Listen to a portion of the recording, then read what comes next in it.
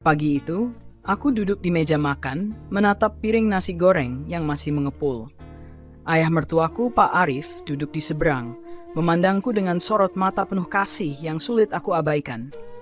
Suamiku, Riko, seperti biasa tidak ada di rumah. Dia pergi sebelum fajar menyingsing, sibuk dengan pekerjaan yang entah mengapa selalu menjadi prioritas utamanya. Lydia, makan yang banyak. Kamu kelihatan semakin kurus, kata Pak Arif lembut. Aku hanya mengangguk kecil, merasa tercekik oleh kenyataan yang terus menghantuiku. Sudah 3 tahun aku menikah dengan Riko, tapi kebahagiaan yang dulu aku impikan seakan lenyap ditelan waktu. Perhatian, cinta, dan kasih sayang yang seharusnya aku dapatkan sebagai istri seakan menjadi sesuatu yang terlalu mewah untuk kumiliki.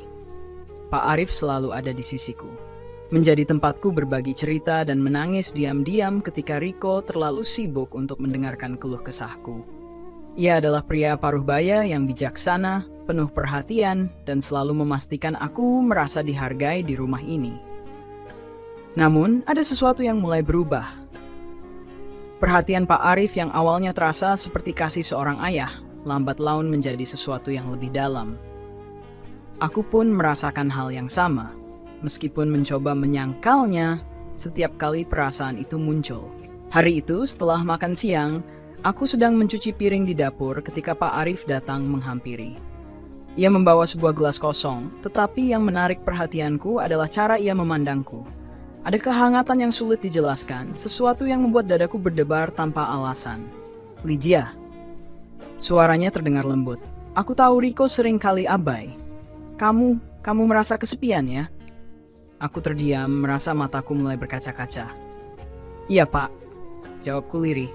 Pak Arif menghela napas panjang sebelum akhirnya menepuk pundakku dengan lembut. Sentuhan itu terasa menghangatkan, tapi juga memicu sesuatu yang membuatku semakin bingung. Kamu pantas bahagia, Lydia. Aku hanya ingin kamu tahu itu. Kata-kata itu terus terngiang-ngiang di pikiranku sepanjang hari. Aku tidak tahu kapan tepatnya semuanya mulai bergeser, tetapi aku sadar bahwa perhatian Pak Arif mulai menjadi satu-satunya hal yang mengisi kekosongan yang ditinggalkan oleh Riko. Malam itu aku duduk sendirian di kamar. Pikiranku terus bergulat dengan perasaan yang bertentangan. Aku mencintai Riko, atau setidaknya aku ingin percaya bahwa aku mencintainya. Tapi bagaimana bisa aku merasa begitu dihargai dan dicintai oleh seseorang yang bukan suamiku sendiri? Malam itu hujan deras mengguyur kota. Aku duduk di ruang keluarga, meringkuk di sofa dengan secangkir teh hangat di tanganku. Pak Arif duduk di seberang, membaca koran lamanya. Suara rintik hujan bercampur dengan detak jam dinding menciptakan suasana sunyi yang menyelimuti rumah. Riko tak pulang. Lagi. Aku sudah terbiasa dengan pesan singkat yang selalu datang terlambat, memberitahu bahwa ia harus lembur. Tapi malam ini, ada sesuatu yang terasa berbeda. Sepi itu tidak lagi hanya mengganggu, tapi merasuk ke dalam hati dan pikiranku. Lydia, suara Pak Arif memecah keheningan. Aku mendongak. Sorot matanya lembut tapi penuh perhatian, seperti ingin mengatakan sesuatu yang berat. Iya, Pak, jawabku pelan. Ayah tahu ini berurusan ayah, tapi ia berhenti sejenak, menarik napas panjang sebelum melanjutkan. Apa kamu bahagia dengan Riko? Pertanyaan itu menghantamku seperti badai. Aku menelan ludah, mencoba mencari jawaban yang terasa jujur tapi tidak terlalu menyakitkan. Aku baik-baik saja, Pak. Pak Arif menggeleng pelan. Kamu tidak perlu berbohong, Lydia. Ayah melihat semuanya. Kamu terlalu sering menangis sendirian dan Riko, dia tidak ada untukmu. Air mata mulai menggenang di mataku, tapi aku buru-buru menghapusnya. Aku tidak tahu harus bagaimana, Pak, bisikku. Aku mencintai Riko, tapi rasanya dia tidak peduli lagi. Pak Arif berdiri dan berjalan mendekat. Ia duduk di sebelahku, menyentuh pundakku dengan lembut. Lydia, kamu tidak sendiri. Ayah ada di sini. Kalau kamu butuh seseorang untuk mendengarkan, atau sekadar untuk bersandar, jangan ragu untuk bicara pada ayah. Sentuhannya hangat dan tiba-tiba aku merasa seluruh beban di dadaku runtuh. Aku menangis terisak-isak, mencurahkan semua rasa sakit yang selama ini kupendam. Pak Arif memelukku, memberikan kenyamanan yang sudah lama tidak aku rasakan. Hari-hari berikutnya, hubungan kami semakin dekat. Aku tahu ini salah, tapi sulit untuk menolak kehangatan yang ia tawarkan. Pak Arif selalu memastikan aku merasa dihargai, sesuatu yang Riko tidak pernah lakukan lagi sejak kami menikah. Ia memperhatikanku, mendengarkanku, bahkan menghiburku saat aku merasa hancur. Suatu malam, ketika Riko lagi-lagi tidak pulang, aku dan Pak Arif duduk di teras, menikmati udara malam. Lampu-lampu kota berkilauan di kejauhan, tapi aku tidak bisa mengalihkan perhatian dari pria di sampingku. Ayah, panggilku pelan. Iya, Lydia? Kenapa ayah selalu peduli padaku? Aku hanya menantu ayah, tidak lebih. Ia tersenyum samar, tapi ada kesedihan di matanya. Karena kamu pantas mendapatkan cinta, Lydia. Kamu adalah wanita yang baik, tapi nasibmu tidak seharusnya seperti ini. Aku tidak tahu siapa yang memulai, tapi malam itu jarak di antara kami semakin memudar. Aku menyerah pada perasaan yang selama ini aku coba abaikan. Pak Arif memberiku sesuatu yang Riko tidak pernah bisa. Kehangatan, cinta, dan perhatian yang tulus. Namun, semua kebahagiaan itu hanya sementara. Aku mulai menyadari konsekuensi dari pilihan ini ketika kehamilanku terungkap. Tidak ada yang tahu siapa ayah dari bayi ini, dan aku semakin terperangkap dalam kebohongan yang aku ciptakan sendiri. Hari-hari berlalu dengan cepat, dan aku mulai merasakan perubahan dalam tubuhku. Mual di pagi hari, kelelahan yang datang tanpa sebab, hingga rasa nyeri kecil di perutku. Aku mencoba menyangkal, tapi kenyataan itu akhirnya tak bisa diabaikan lagi. Aku hamil. Ketakutan langsung menghantamku. Jika ini adalah anak Pak Arif, bagaimana aku harus menjelaskannya? Dan jika ini anak Riko, yang sangat tidak mungkin mengingat betapa jauhnya hubungan kami, apa yang akan terjadi? Aku merasa terjebak dalam lingkaran yang aku ciptakan sendiri. Suatu pagi, aku memutuskan untuk memberanikan diri berbicara dengan Pak Arif. Saat itu, ia sedang duduk di ruang keluarga, memperbaiki jam dinding tua yang rusak. Pak, aku memanggil dengan suara bergetar. Ia menoleh.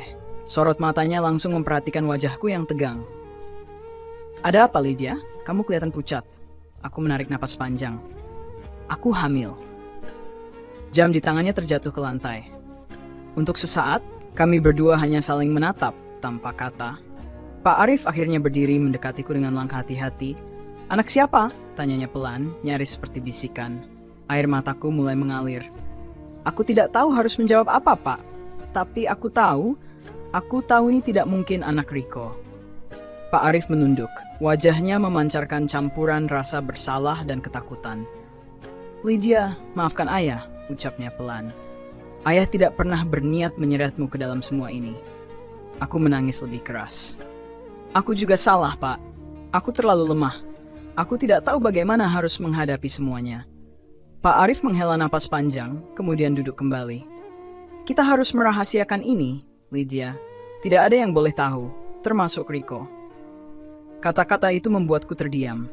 Menyembunyikan kenyataan ini adalah satu-satunya cara untuk melindungi semua orang. Tapi bagaimana aku bisa menjalani hidup dengan beban seperti ini? Aku tahu aku harus kuat, tapi setiap malam aku dihantui oleh rasa bersalah yang kian membesar. Waktu terus berjalan, dan kehamilanku semakin jelas. Riko, yang selama ini hampir tidak peduli, mulai menunjukkan perhatian yang terasa seperti ironi. Ia sering bertanya tentang keadaanku, bahkan mengantarku ke dokter kandungan.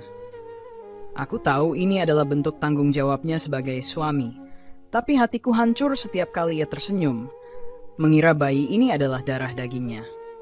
Pak Arif tetap menjaga jarak, meskipun aku tahu ia juga tertekan.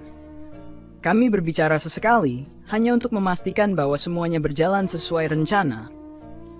Tapi di dalam hati, aku merasa hubungan kami mulai retak, digerogoti oleh rasa bersalah dan kenyataan yang terlalu berat untuk ditanggung.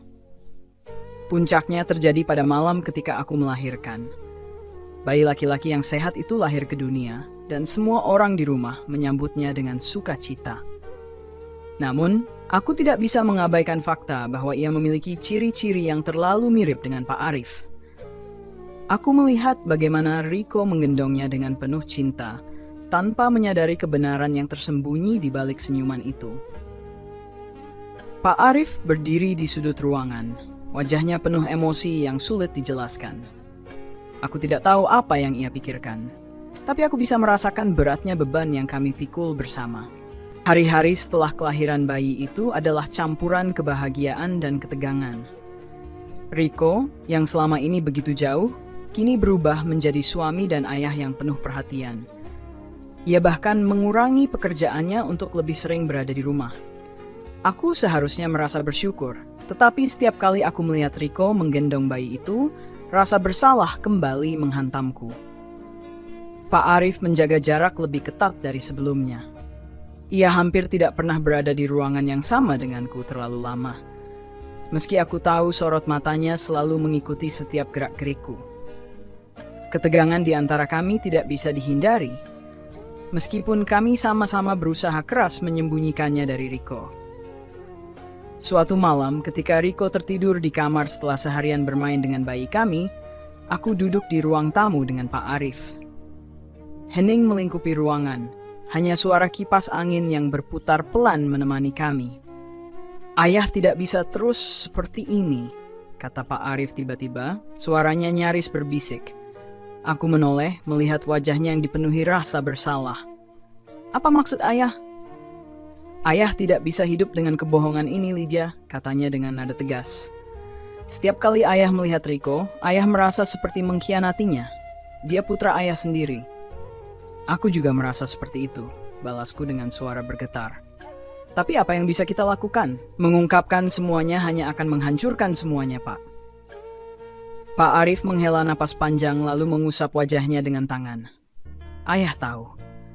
Tapi hidup seperti ini, ayah tidak kuat. Aku tidak tahu harus berkata apa. Kata-katanya menembus relung hatiku, mengingatkanku pada betapa salahnya semua ini. Tapi aku juga tidak bisa membayangkan hidup tanpa bayi ini, tanpa Pak Arif yang telah memberiku kasih sayang di saat aku merasa diabaikan. Beberapa minggu kemudian, Rico mulai menunjukkan gelagat yang aneh. Ia seringkali memandang bayi kami dengan ekspresi yang sulit dijelaskan, seolah ada sesuatu yang ia curigai. Hingga suatu malam, ia akhirnya berbicara. Lydia, katanya pelan, tapi ada ketegangan dalam suaranya. Kamu yakin ini anakku? Pertanyaan itu seperti petir di siang bolong.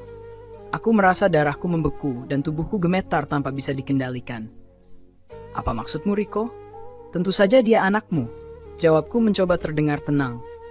Aku tidak tahu, balasnya dingin. Tapi ada sesuatu yang tidak bisa aku abaikan.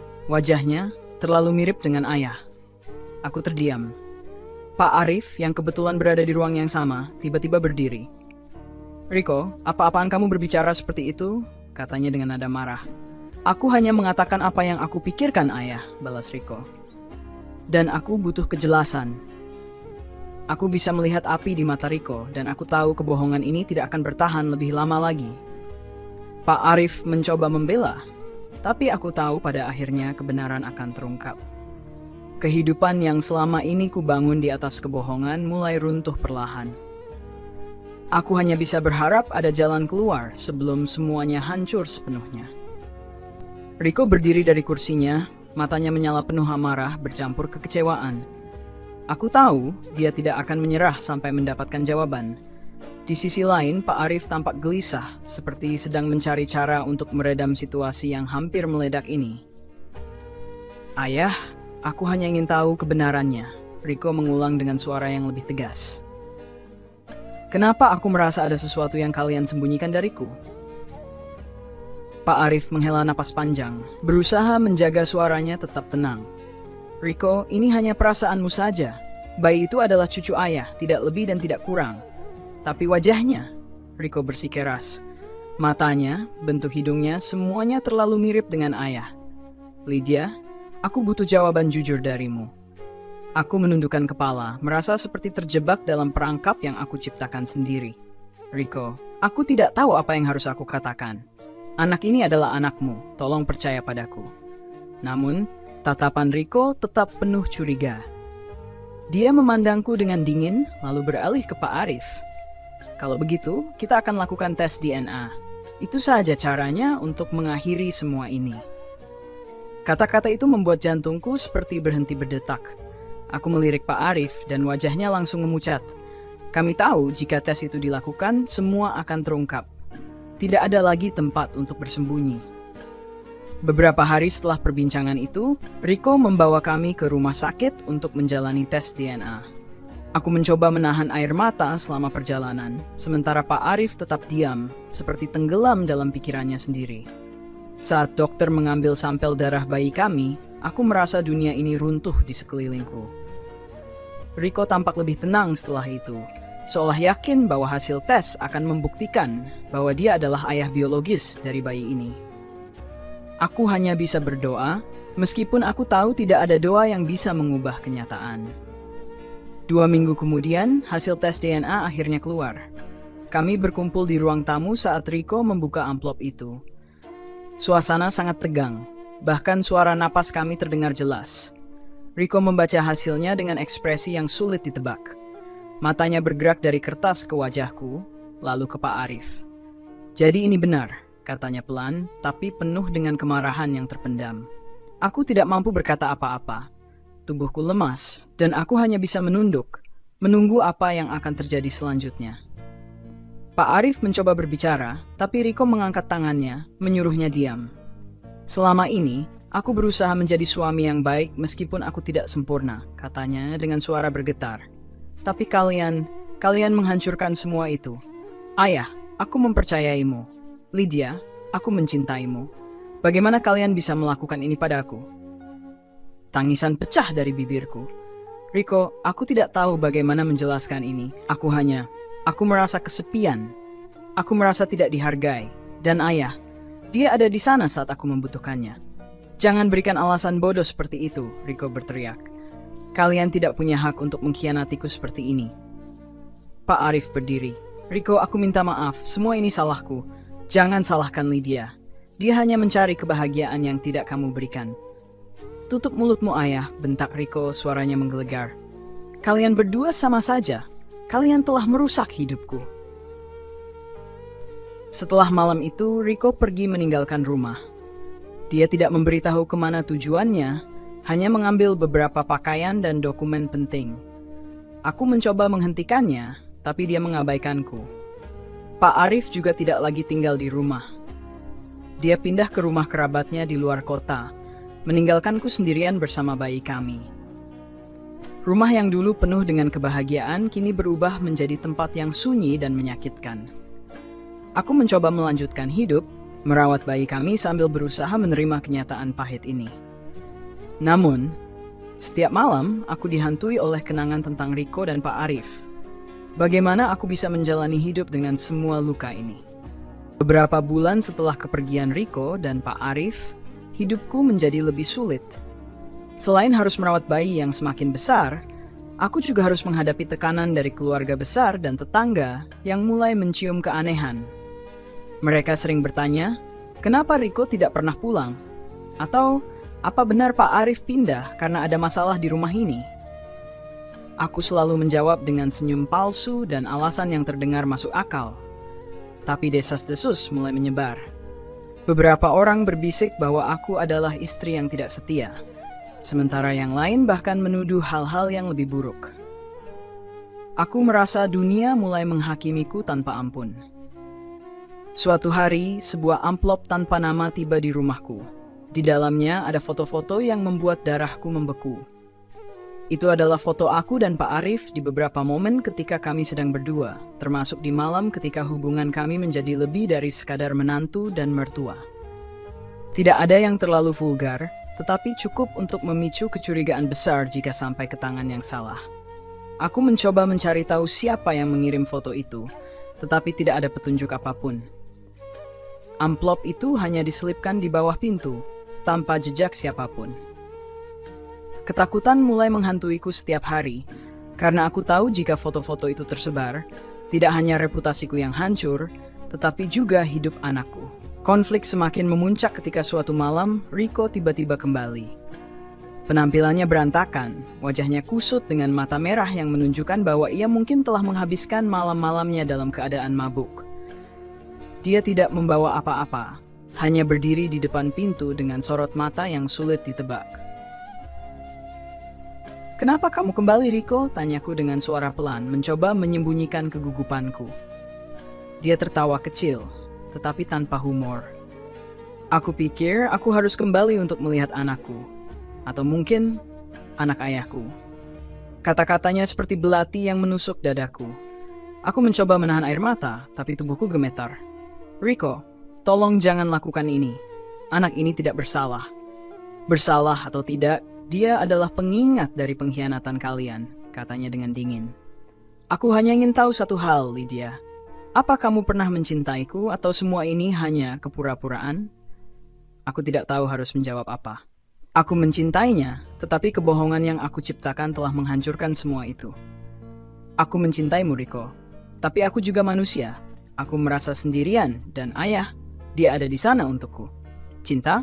Itu bukan cinta, Lydia. Itu egoisme," balasnya tajam. "Kalian berdua menghancurkan semua yang kita miliki."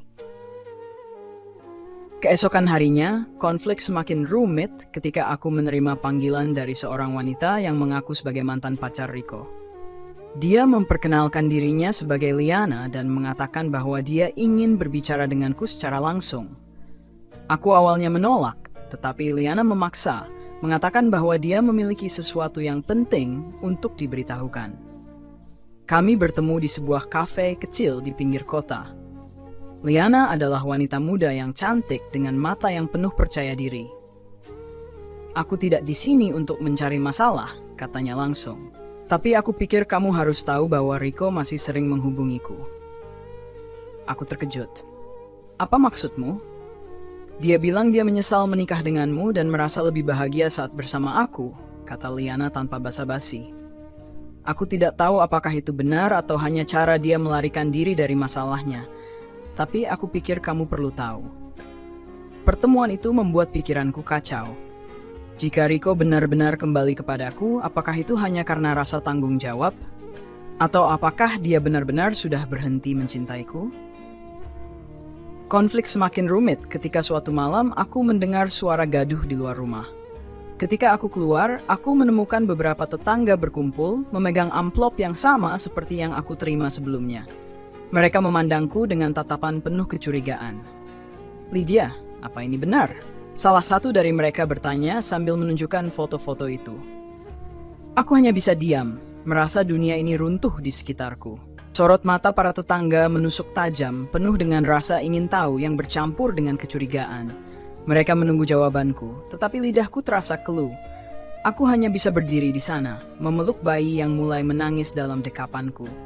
"Lydia, ini serius," seorang ibu tua bernama Bu Yati berkata dengan nada tegas. "Kamu harus menjelaskan ini. Kami tidak ingin lingkungan kita dipenuhi dengan aib." Aib. Kata itu seperti palu yang menghantam dadaku. Aku tahu, jika aku mengaku, semuanya akan runtuh. Tapi jika aku berbohong, aku hanya akan memperpanjang penderitaan ini. Aku mencoba mencari kata-kata, tetapi sebelum sempat berbicara, sebuah suara muncul dari balik kerumunan. "Semua ini salah saya." Aku terkejut ketika melihat Pak Arif berdiri di sana. Wajahnya tampak lelah tetapi penuh dengan ketegasan. Dia berjalan ke depan, berdiri di antara aku dan para tetangga. "Foto-foto itu benar, tetapi semuanya terjadi karena kesalahan saya. Lydia tidak bersalah. Saya yang memanfaatkan situasi saat dia merasa kesepian dan tidak bahagia.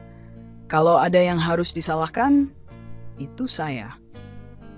Kerumunan mulai ribut. Beberapa orang tampak marah, sementara yang lain terlihat bingung. Aku hanya bisa menatap Pak Arif dengan air mata mengalir di pipiku. Kenapa dia mengaku? Apa dia ingin melindungiku atau sekadar ingin menghentikan semua ini? "Tapi bagaimana dengan bayi itu?" tanya seseorang dari kerumunan. Pak Arif menghela napas panjang lalu menjawab dengan suara berat. "Itu anak saya." Suasana langsung pecah. Beberapa orang mulai berteriak, menuduh kami membawa malu ke lingkungan ini, sementara yang lain mencoba menenangkan keadaan. Aku merasa seperti tenggelam dalam lautan kemarahan dan kekecewaan. Keesokan harinya, berita tentang skandal ini menyebar dengan cepat. Orang-orang di lingkungan mulai menjauhiku, bahkan ada yang terang-terangan menghinaku saat aku keluar rumah. Aku mencoba bertahan, tetapi setiap tatapan dan bisikan membuatku semakin merasa kecil. Pak Arif juga menghadapi konsekuensinya. Beberapa anggota keluarga besar menuduhnya tidak pantas menjadi kepala keluarga. Bahkan ada yang mendesaknya untuk meninggalkan kota. Tapi yang paling menyakitkan adalah keheningan dari Riko. Setelah insiden malam itu, dia tidak pernah kembali atau menghubungiku. Sebulan kemudian, konflik baru muncul. Aku menerima surat dari pengacara yang mewakili Riko. Dalam surat itu, ia mengajukan gugatan cerai sekaligus menuntut hak asuh atas bayi kami. Aku merasa dunia runtuh sekali lagi. Bagaimana dia bisa menuntut hak asuh atas anak yang bukan darah dagingnya? Aku tahu ini adalah caranya untuk menghukumku, tetapi aku tidak bisa membiarkan bayi ini diambil dariku. Aku menemui pengacara untuk membahas kemungkinan melawan gugatan itu. Namun, pengacara itu menjelaskan bahwa situasinya sangat rumit. Dengan reputasiku yang telah tercemar dan pengakuan Pak Arif, peluangku untuk mempertahankan hak asuh sangat tipis. Lydia, jika kamu ingin mempertahankan anakmu, kamu harus membuktikan bahwa kamu bisa memberikan lingkungan yang stabil dan sehat, kata pengacara itu. Tapi dengan kondisi saat ini, itu hampir mustahil. Aku tidak tahu harus berbuat apa. Kehilangan anakku adalah hal terakhir yang ingin aku bayangkan. Tapi setiap langkah yang aku ambil terasa seperti jalan buntu. Dalam keputusasaan, aku mencoba menghubungi Pak Arif untuk meminta bantuan. Tapi dia sudah memutuskan untuk meninggalkan semuanya. Pesannya singkat dan penuh rasa bersalah. Lydia, aku tidak bisa kembali. Aku sudah menghancurkan segalanya. Maafkan aku. Aku merasa benar-benar sendirian. Di tengah semua ini, bayi kecilku tetap menjadi sumber kekuatan terakhirku. Sampai kapan aku bisa bertahan di tengah sebadai yang tak kunjung reda ini? Hari demi hari, tekanan semakin kuat. Gugatan cerai Riko semakin mendekati sidang pertama, dan aku tahu aku tidak punya waktu lama untuk mencari cara mempertahankan anakku. Namun, masalah yang datang seperti tak pernah berhenti. Suatu sore, saat aku baru saja selesai menidurkan bayi, seorang wanita datang mengetuk pintu. Itu Liana, mantan kekasih Riko yang sebelumnya sempat menghubungiku. Aku hanya ingin bicara, katanya dengan nada dingin ketika aku membuka pintu. Aku tahu ini bukan waktu yang tepat, tapi aku pikir kamu perlu tahu sesuatu. Aku mengangguk, mengizinkannya masuk. Dia duduk di kursi ruang tamu dengan ekspresi penuh percaya diri, seolah-olah dia menguasai situasi. Aku dan Riko, dia mulai, sudah bertemu lagi beberapa kali belakangan ini. Dia bilang dia masih mencintaiku, dan dia ingin mulai hidup baru bersama. Tapi, dia berhenti sejenak, seperti ingin menambah dramatisasi. Aku menolak. Aku terkejut. Kenapa kau menolaknya? Liana tersenyum kecil, penuh kepahitan. Karena aku tahu dia tidak benar-benar mencintaiku. Dia hanya ingin melarikan diri dari rasa sakit yang kau berikan padanya. Dan itu bukan caraku menjalani hidup. Apa kau datang ke sini hanya untuk memberitahu itu? Tanyaku dengan suara pelan. Tidak, jawabnya sambil menatap mataku tajam. Aku datang untuk memperingatkanmu. Riko sedang merencanakan sesuatu yang lebih besar. Dia ingin menghancurkan reputasimu sepenuhnya di pengadilan, menggunakan semua bukti dan pengakuan yang dia punya. Kata-kata Liana membuatku semakin tertekan, tetapi aku bertekad untuk tidak menyerah. Aku menghubungi pengacaraku, mencoba mencari cara untuk mempersiapkan diri menghadapi serangan Riko di persidangan. Namun di tengah persiapan itu, sebuah masalah baru muncul. Aku menerima surat panggilan dari pihak keluarga besar Riko. Mereka ingin mengadakan pertemuan keluarga untuk membahas skandal yang telah mencoreng nama baik mereka. Surat itu penuh dengan ancaman halus, seolah mereka ingin memastikan aku tidak memiliki keberanian untuk melawan mereka.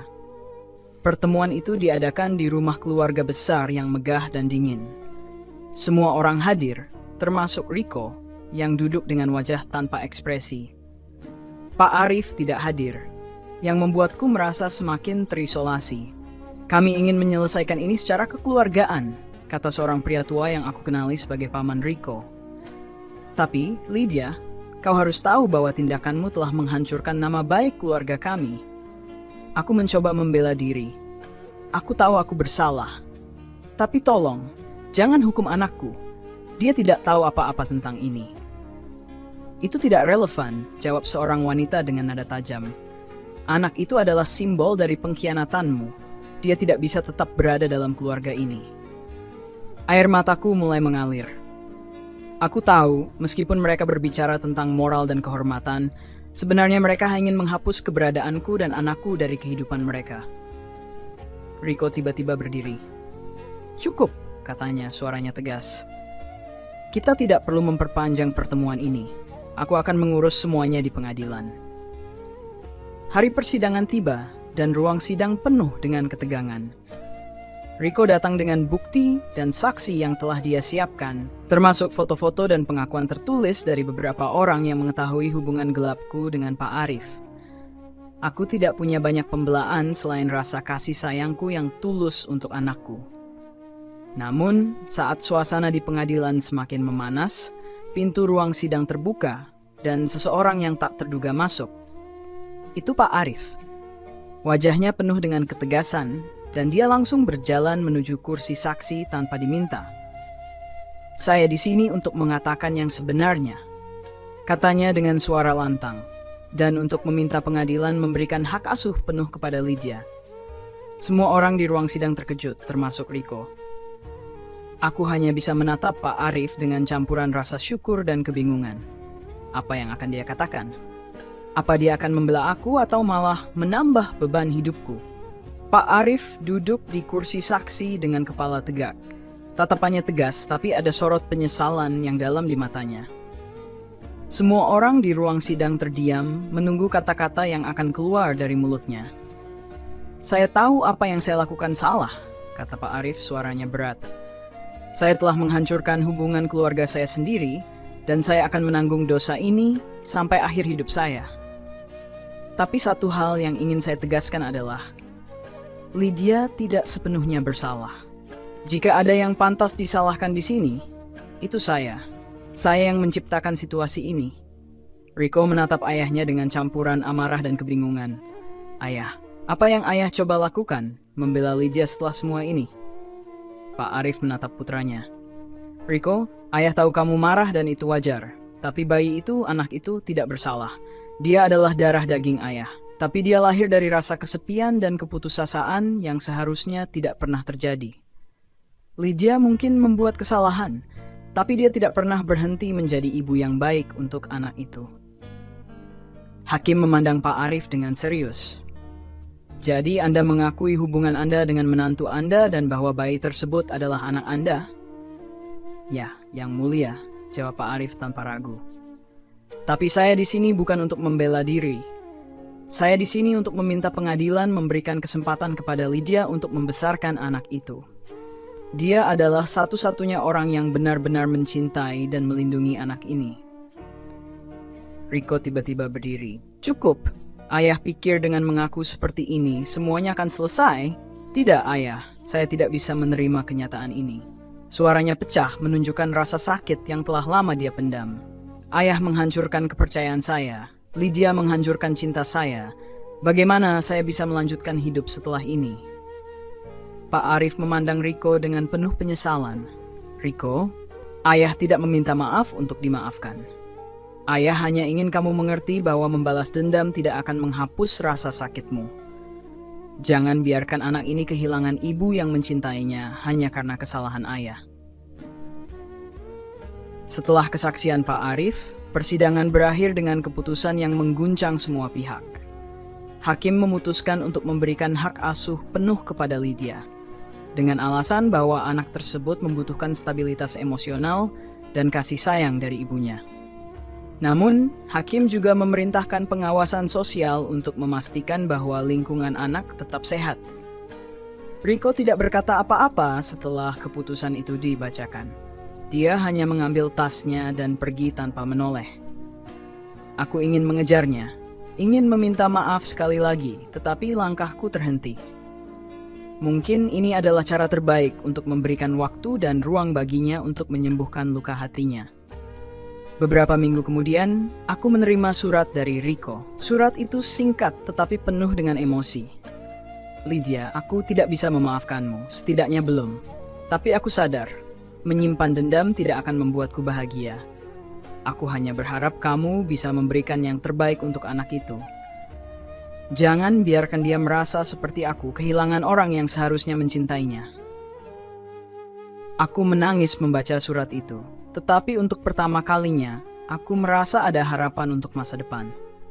Aku tahu jalan ini tidak akan mudah, tetapi aku berjanji pada diriku sendiri bahwa aku akan menjadi ibu yang kuat dan penuh kasih untuk anakku. Pak Arif memilih untuk pergi keluar kota dan memutuskan semua kontak dengan keluarga. Dalam pesan terakhirnya, dia mengatakan bahwa kepergiannya adalah bentuk penebusan dosa dan cara untuk memberikan kami kesempatan membangun hidup baru tanpa bayang-bayangnya. Hidup tidak kembali sempurna, tetapi aku belajar menerima kenyataan dan merawat anakku dengan cinta yang tulus. Setiap kali aku melihat senyumnya, aku tahu bahwa meskipun jalan ini penuh dengan rasa sakit, ada kebahagiaan yang masih bisa aku perjuangkan. Dan meskipun aku kehilangan cinta Riko, aku berharap suatu hari nanti dia bisa menemukan kedamaian dalam hatinya, seperti yang perlahan-lahan aku temukan dalam diriku. Cerita ini mengajarkan kita bahwa cinta dan hubungan dalam keluarga adalah tanggung jawab yang harus dijaga dengan kesetiaan, komunikasi, dan penghormatan. Ketika rasa kesepian atau masalah datang, sebaiknya kita mencari solusi yang benar dan melibatkan pasangan, bukan membiarkan diri tergoda pada jalan yang salah. Kesalahan adalah bagian dari manusia, tetapi bagaimana kita memperbaiki dan bertanggung jawab atas kesalahan itu menunjukkan kedewasaan kita. Dalam cerita ini, setiap karakter belajar dari pengalaman pahit mereka tentang pengampunan, tanggung jawab, dan arti kasih sayang yang sejati. Untuk kita semua, mari belajar menghargai kepercayaan, menjaga hubungan, dan selalu berpegang pada nilai-nilai moral. Karena pada akhirnya, cinta sejati adalah tentang memberi tanpa melukai dan bertanggung jawab atas tindakan kita. Terima kasih telah mengikuti cerita ini hingga akhir. Semoga cerita ini memberikan pelajaran dan refleksi yang berharga dalam kehidupan Anda. Jangan pernah lelah untuk memperbaiki diri dan memperjuangkan kebaikan, baik untuk diri sendiri maupun orang-orang yang Anda cintai.